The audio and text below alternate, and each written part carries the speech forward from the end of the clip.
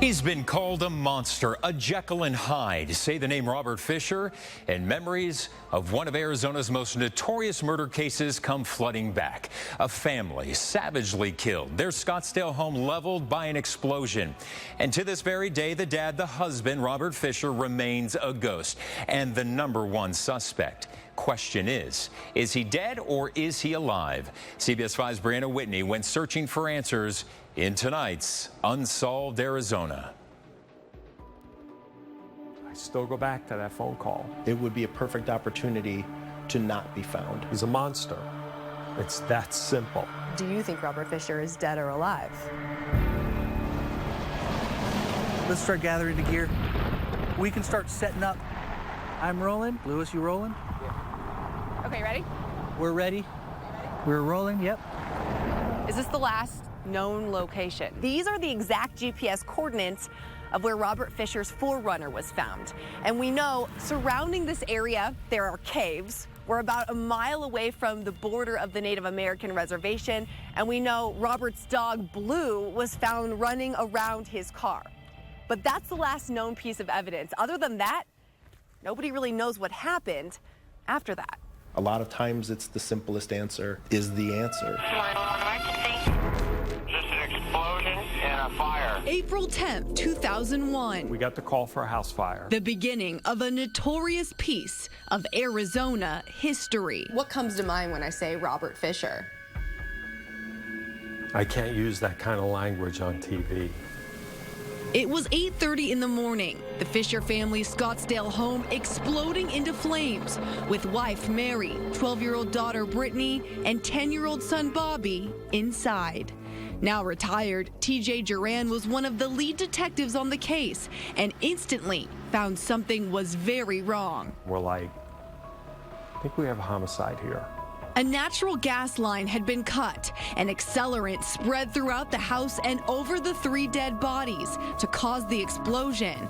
But the fire didn't kill Mary, Brittany, and Bobby. He slit their throats while they were sleeping in bed. He slit his wife's throat. And then the FU shot was the bullet in the head. Instantly, the search was on for the only person missing, husband and dad, Robert Fisher. We advise anybody who may come into contact with him to just be cautious. And there were pictures of him the night before the fire at a nearby ATM. He took out $280. That's an odd amount. It is. And it's not much. Right. What's your insight on that?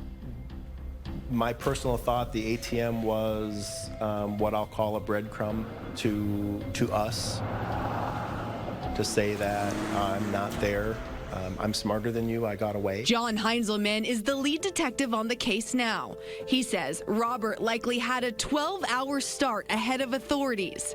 At that point, there was no other suspect. Robert Fisher was it.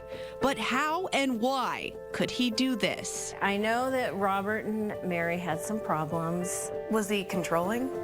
He was definitely controlling. Lori Greenback was good friends with the Fishers. Her daughter, best friends with Brittany. Mary also worked for Lori's company. But despite a rocky marriage, Lori couldn't believe police were suspicious of Robert. They think Robert did this.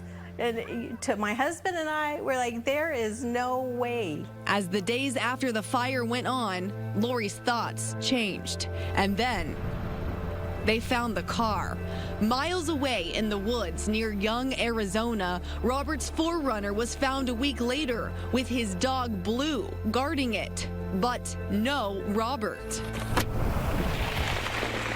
This area out here is so vast. You could walk 100 yards in any direction and get lost from the place that you started. But Lori says Robert knew this area like the back of his hand, even in the dark. 1 week before the fire, Robert had taken Lori's husband up camping and riding quads. That remote location is where his car was ultimately found. It was the same area that your husband had been? Yep. Right where they'd been. So my husband thinks now he was up there scouting it while they were camping. We will be working through the evening. Authorities searched nearby caves, no sign of him. But the 2 detectives say one place was never searched. The area where the car was found, or the Forerunner was found, is less than a mile from the Apache Indian reservation and Indian territory, and that is strictly no hunting, no trespassing area. Why, at the time, did Scottsdale PD not talk to the tribe about searching that area? To be honest with you, Briana, I couldn't answer that. TJ remembers the haunting phone call he got right after they found the Forerunner. I got a call from a couple that was actually up there a few days before we found the truck, and they were on the old Young Road. The two saw a man walking toward the highway. And as she passed them, she looked at her husband and said, "That looks like Robert Fisher." So he walked out of there. For years, tips poured in. To this day, they still do. In 2004, a man in Canada was taken into custody with uncanny similarities to Robert Fisher. He had the missing tooth. He had the back scar from the surgery that Robert Fisher had years prior when he was in the Navy. But his fingerprints did not match Robert's. Can you change your fingertips? You can't change fingertips. Fingerprints are life. No tip or lead has ever checked out. Almost 2 decades later, time has gone on, but Lori's thoughts are raw as ever. If Mary had ever had any idea, she would have been out of there. And we loved her and the kids. It's crazy. After all this time, how it's still painful. Which brings us back to John and TJ, the former and current detectives on this case, and that question. Do you think Robert Fisher is dead or alive? He went off into the woods and committed suicide. Do you believe Robert Fisher is dead or alive? I lean that he's still alive. And if he is, for TJ, the dread of danger looms. Let's say he is with somebody. Now he needs to leave again. What's he going to do? But that's just it. The unknown is reality. Maybe this is the best we have, knowing he did it and never finding him again.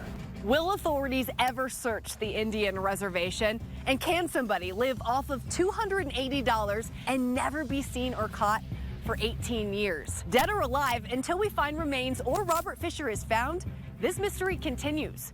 But his story ends right here.